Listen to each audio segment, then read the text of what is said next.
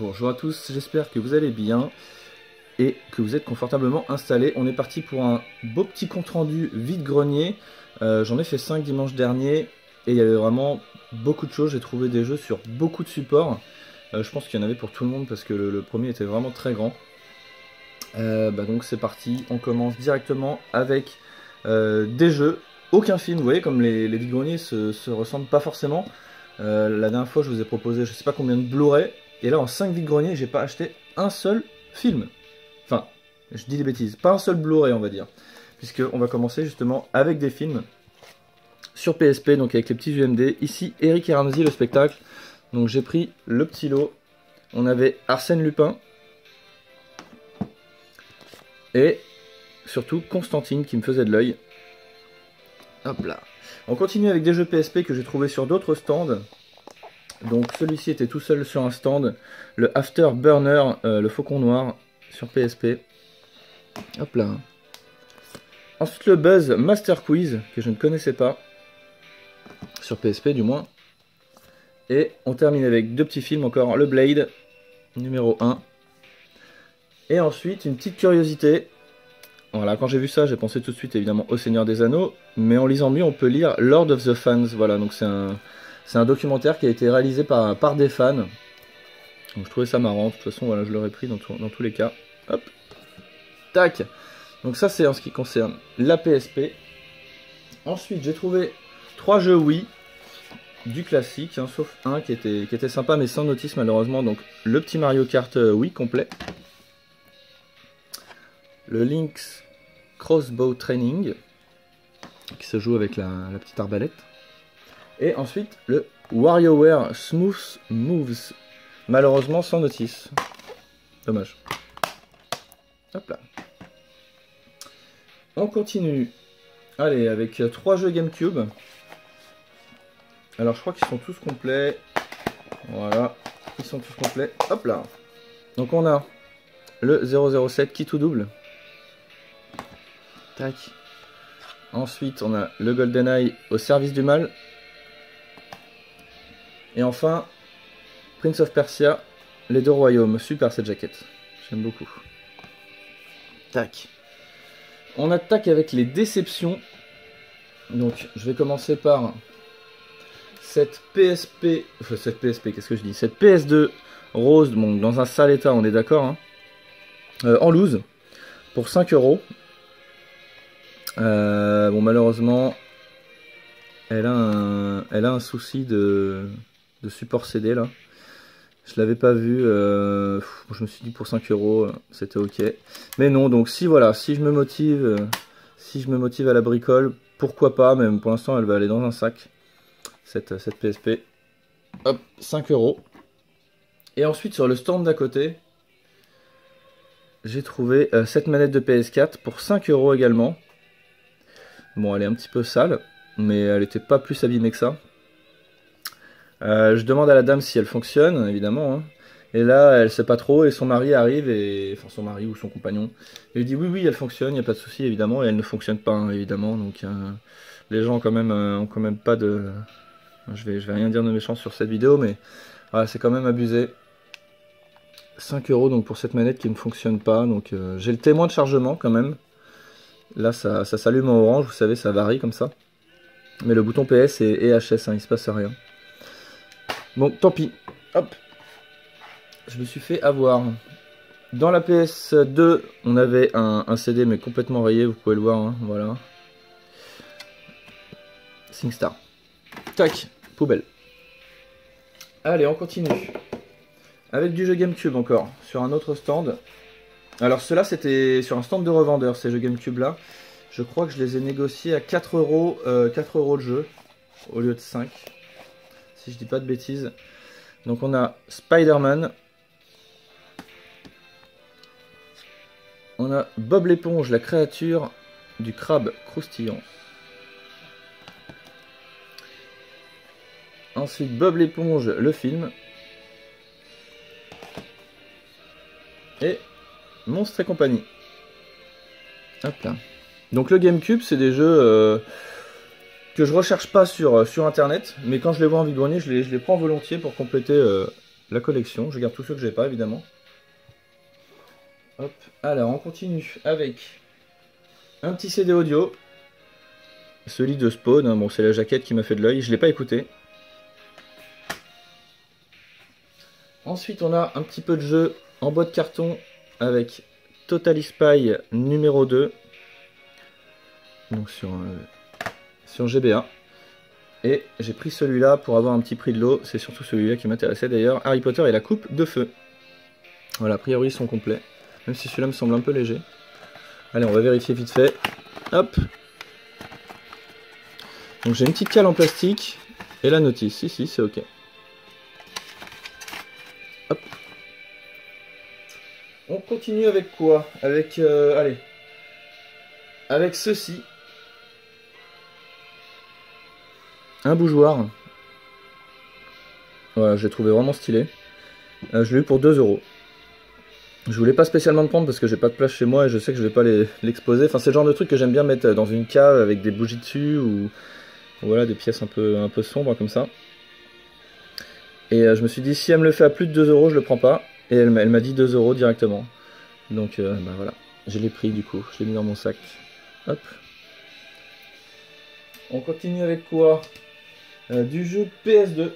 Allez, hop. Donc, pour 2 € je crois, j'ai eu ce God of War. Le numéro 1.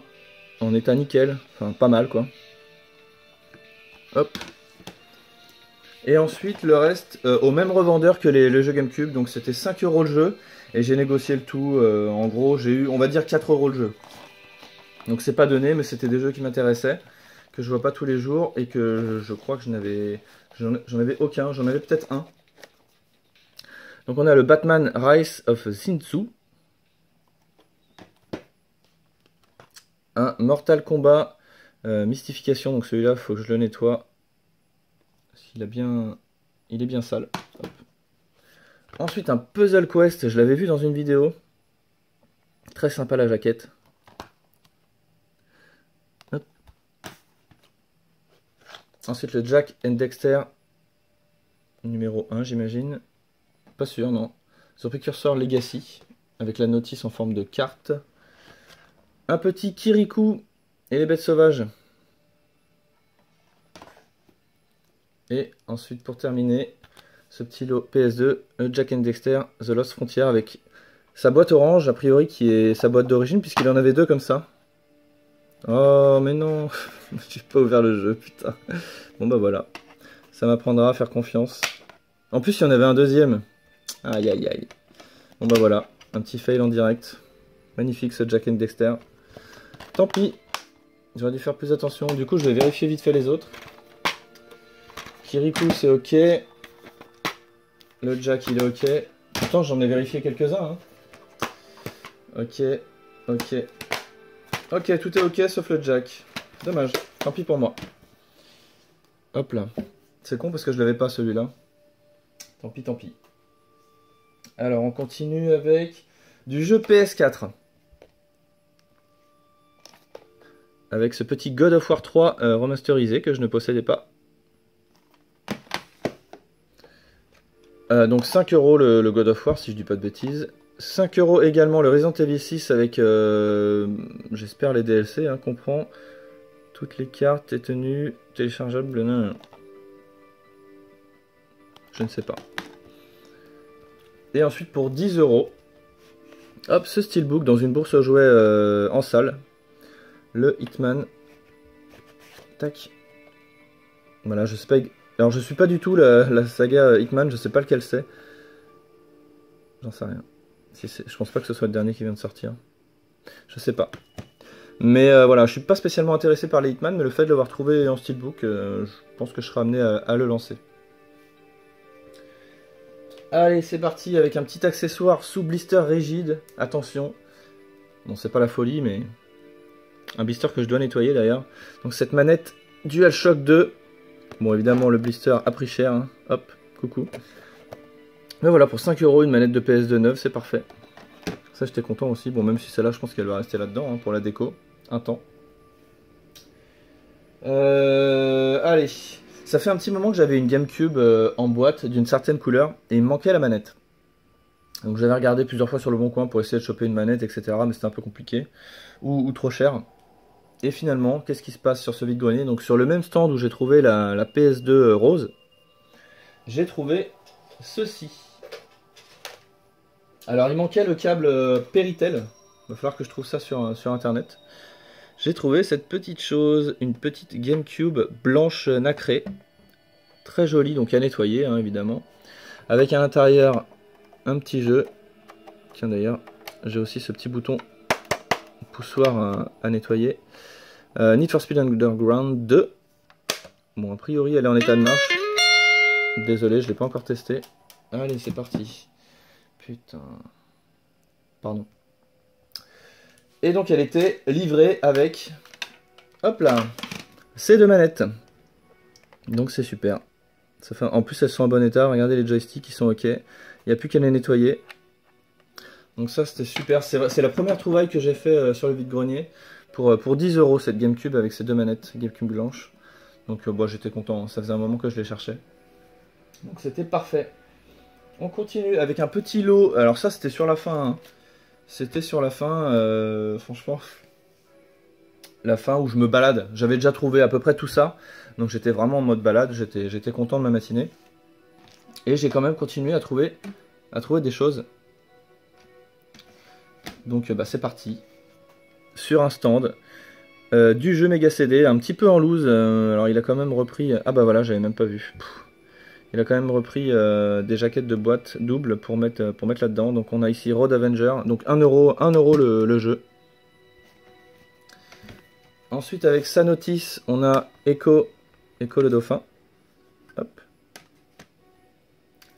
Et il avait aussi des petits jeux, enfin des petites démos Dreamcast non ouvertes pour 1 € également. Hop là. Donc ça c'est pour le navigateur internet. Et ça, c'est encore une démo. Voilà. Il avait également des pins Tortue Ninja. Voilà, sur plastique. Donc j'ai eu tout ce petit lot pour 10 €. C'était 1 € l'article en gros quoi. Et il avait cette chose aussi. Hop là. Un Game & Watch. Alors je crois que c'est le Snoopy. J'ai regardé vite fait sur internet. Donc pas de cache-pile. Et là on voit une petite trace noire à l'intérieur, donc je pense que les cristaux sont morts. Et il n'y a pas la plaque. Hein. Je l'ai eu pour 3 € ça. Mais je me suis dit si un jour je me motive à faire de la bricole sur les Game & Watch, c'est pareil, j'aurais ça à remettre en état. Hop là. Et puis on continue avec du jeu PS3. J'en achète pas souvent, j'en achète vraiment quand il y a des titres particuliers ou que je vois pas souvent. Et là j'ai été servi, j'ai quand même mis 40 € dans ce lot PS3. Mais voilà, c'est pas grave, je me suis fait plaisir. J'ai essayé de négocier mais je n'ai pas réussi.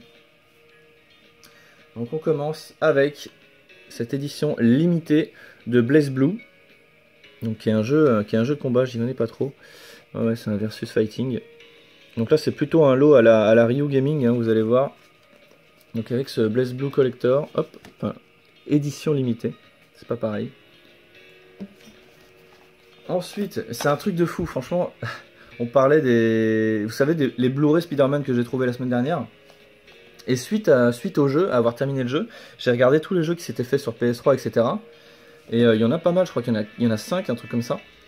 Et c'est des jeux qu'on voit très rarement. Et ben là, c'est parti. Ultimate Alliance numéro 1. Ensuite, Ultimate Alliance numéro 2. Donc voilà, encore du Spider-Man, plus celui sur GameCube, mais qui est un peu plus courant, je crois. Et ensuite, encore deux petits jeux qu'on ne voit pas souvent. Un Marvel versus Capcom numéro 3, Face of Two Worlds.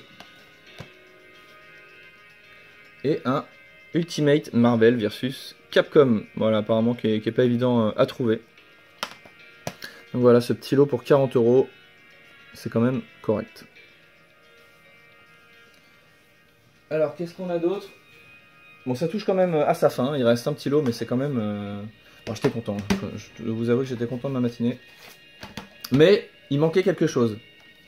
Et plus les heures passaient, et plus je me disais... J'ai pas trouvé mes petits jeux PS1 là. Même pas un petit jeu PS1, rien. Et là je tombe sur un stand. Alors un revendeur. Je commence à regarder les jeux et là je vois pas mal de titres que je vois quasiment pas, des titres que j'ai pas, etc. Et le mec me dit, tiens je vous reconnais vous. Vous êtes venu il y a 2 semaines ou je sais plus quand, vous m'aviez pris plein de jeux PS1. Donc c'était un vendeur avec qui j'avais déjà pris un petit lot sympa. Mais là il avait augmenté ses tarifs. Hein, parce que je me souviens que le lot je l'avais pas payé extrêmement cher. Et là il m'annonce quand même 5 € le jeu. Donc 5 € le jeu, évidemment, en PS1 en vide-grenier, on trouve toujours ça un petit peu cher. Mais voilà, quand c'est des titres que vous avez pas, franchement, j'ai pas hésité longtemps. Et j'ai négocié un petit peu à la fin, il a été très cool. Donc c'est parti, je lui ai pris une petite dizaine de jeux. Donc on commence avec ce CD PS2 pour l'accès au network. Hop là. Voilà, je sais plus si je l'avais, donc dans le doute, je l'ai repris. Et puis, c'est parti. On attaque les jeux PS1 avec Porsche Challenge. Ensuite, Fisherman's Bait, le numéro 1 et le numéro 2, Big Oil Bass. Hop là, ensuite on avait quoi? On avait un Suzuki Asphalt Challenge, celui-là on le voit pas souvent. Bon, même si c'est pas un jeu recherché, hein, faut se le dire. Ensuite un Radical Bikers. Un Shadowman, alors celui-là je l'ai pris, pourquoi? Parce qu'on avait à l'intérieur la carte, qui est plus souvent présente évidemment. Hop. Et là on attaque avec 2 jeux que je n'avais pas du tout. Donc 10 Pin Alley, jeu de bowling avec une belle jaquette. Très belle jaquette. Et puis enfin le Submarine Commander, que je possédais pas non plus. Donc là, c'était pour terminer la matinée, j'étais super content. Le jeu le lot PS1. Et puis c'est tout. Voilà pour les trouvailles vide-grenier. Donc un beau vide-grenier, j'étais vraiment content. On est déjà à 17 minutes, mais je vais quand même vous parler, pour terminer, 2 jeux que j'ai terminés et que j'ai fait. Donc l'autre soir, là, cette semaine, je savais pas quoi faire, j'avais pas envie de jouer, j'avais pas envie de lire, j'avais rien envie de faire. Donc je me suis dit, tiens, je vais sortir ça. Une petite Game Boy SP, Advance SP. Et je vais me faire des petits jeux. Pour voir à quoi ils ressemblent, tout simplement. Donc je me suis amusé sur ce Bureau Fighter Deluxe, qui est vraiment pas mal. Des musiques super cool, donc c'est un petit shmup. Hein. Je crois qu'il est sur NES aussi. Je me suis éclaté. Moi, je me suis éclaté sur ce petit Bureau Fighter. Je suis arrivé jusqu'au 2e boss. Et d'ailleurs, le 2e boss, j'ai pas compris, j'explose tout seul, sans qu'il me touche. Donc il y a un truc que j'ai pas pigé. Très très sympa ce Bureau Fighter sur Game Boy. Ensuite, j'ai testé le Fortress of Fear, donc qui est un Wizard and Warriors, le chapitre 10. J'ai pas encore nettoyé la cartouche. Hein. J'ai nettoyé l'intérieur pour pouvoir y jouer. Alors la musique d'intro du jeu, du menu, elle est cool. Après, in-game, c'est un jeu de plateforme aventure. J'ai pas joué longtemps à celui-là. Hein. Bon, il est pas très très dur, il faut connaître bien les niveaux, etc. pour avancer. Mais voilà, j'y ai pas joué longtemps, je suis même pas arrivé à un boss. Et ensuite, ce Jurassic Park, que j'avais passé attention, mais c'est le numéro 2 en fait, part 2, Chaos continue. Celui-là, il est cool, il est super fluide, très bien animé. Et voilà, vous avancez, hein, vous incarnez le mec avec son chapeau, je me souviens, professeur Grant, je crois. Et vous tirez sur les dinosaures, et vous avancez. Pareil, je suis pas arrivé au boss.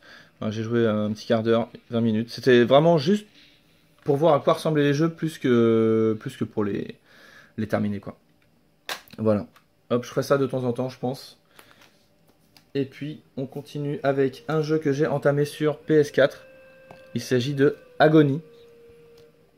Donc un jeu qui avait fait un peu polémique, hein, qui avait eu des menaces de censure, etc. Je ne sais pas s'il a été censuré.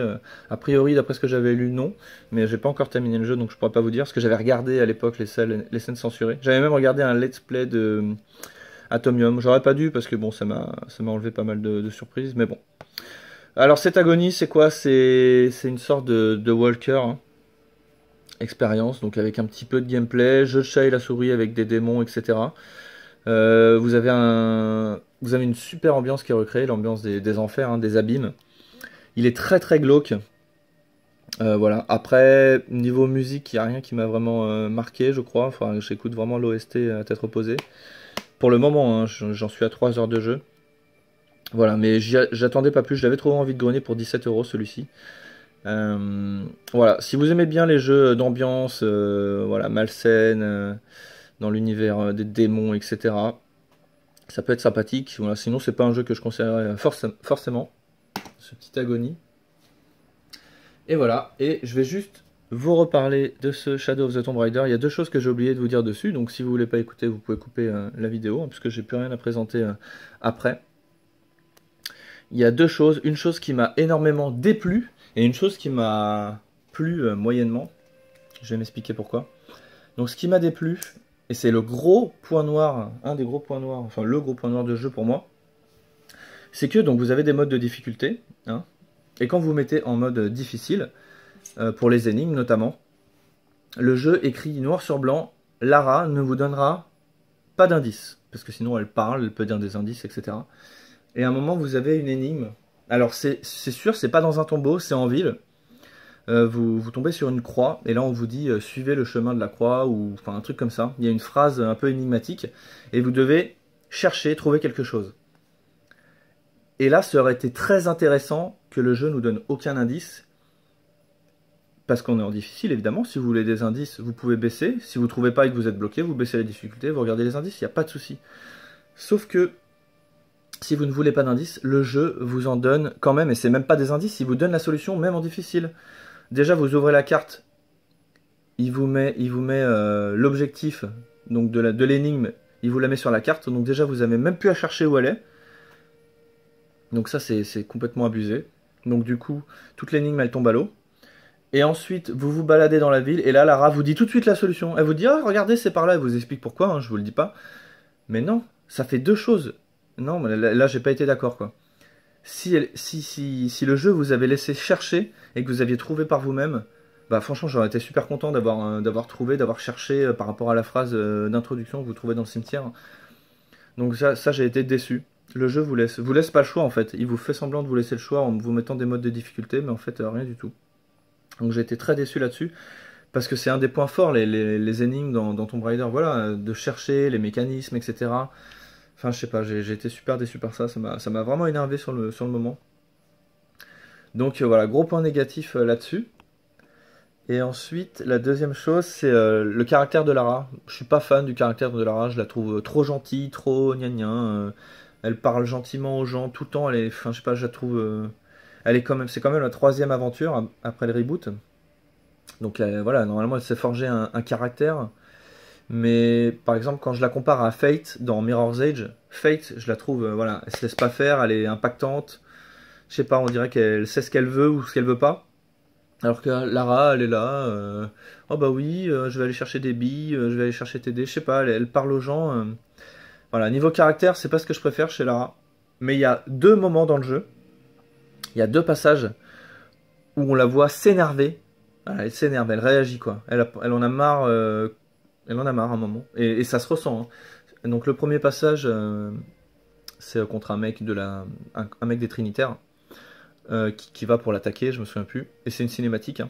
Et elle lui dit clairement me fais pas chier. Et vraiment avec ces mots-là, je crois, un truc comme ça, hein. Et elle le trucide au couteau, quoi. Mais en mode lui il m'a saoulé et je le dégomme au couteau. Donc c'est violent, hein, c'est de la violence. Voilà, elle le déchique au couteau. Il y a des gens qui n'aiment pas forcément la violence. Mais voilà, on sent que Lara en a marre là. Et qu'elle s'affirme. Et ça m'a fait plaisir. Donc il y a ce moment-là. Et il y a un deuxième moment où pareil, elle tombe dans l'eau. Je sais plus ce qui s'est passé exactement. Et là on a un plan cinématographique où vous voyez l'eau, l'horizon de l'eau. Lara, elle se relève presque au ralenti, et derrière, on a l'eau qui est en feu, en fait. Je sais plus pourquoi, il y a une raffinerie qui a explosé, un truc comme ça. Et donc, vous voyez Lara toute noire, très ombragée. Et là, elle est en mode, pareil, elle est en mode super vénère. Je crois qu'elle se fait un mec ou deux au couteau. Et on sent que Lara en a marre et qu'elle est super énervée. Et ça m'a fait plaisir. On sent que Lara réagit et qu'elle n'est pas là juste en train de parler aux gens, de prendre ses petites quêtes et de se promener comme si tout était rose. Enfin, je sais pas. Voilà, c'est mon ressenti, bien sûr, c'est personnel, hein. Il y a sûrement des gens qui ne seront pas d'accord avec moi. Mais voilà, c'est deux passages que j'ai aimés par rapport au caractère de Lara. Et puis c'est tout, voilà, je voulais juste faire cette petite précision. On se quitte en musique comme d'habitude. Passez un bon week-end qui va arriver et je vous fais des bisous. A bientôt, salut tout le monde.